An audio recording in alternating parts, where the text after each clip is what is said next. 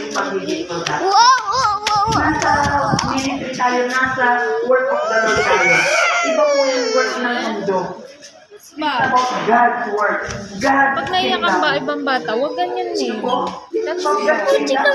Tingnan niyo. Ay! Siguro kung hindi mo binabot ang buong sarili mo dito and presented and gave yourself fully to the work of the Lord.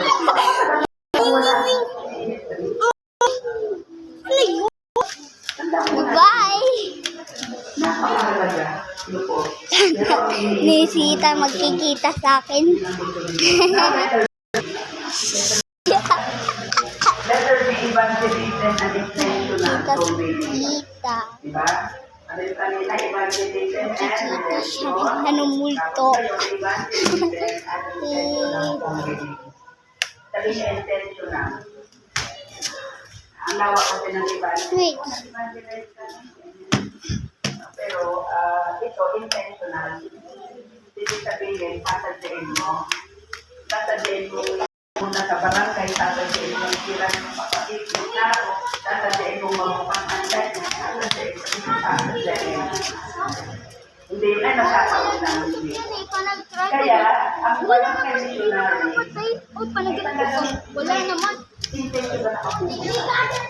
Pupunta kami ng mga kapatiran, isirang natin ang tao. Intentional. Ano po?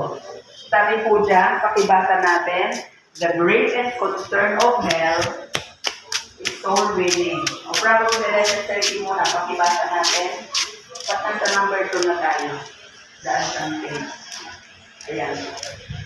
Truth number 2, the advantage of a vision for soul winning. Ano po?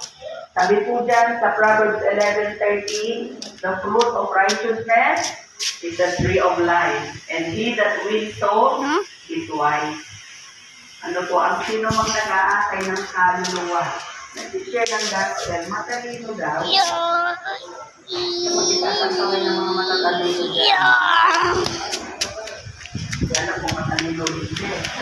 Alam mo, hindi mo managba ka. Hindi, nag-wiwin ka ng kaluluwa, matalino ka. Amen?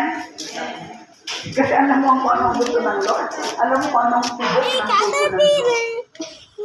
Uy, huwag niyo hawakan yan So sabi dyan, pakibasa natin na greatest concern of hell. Wow!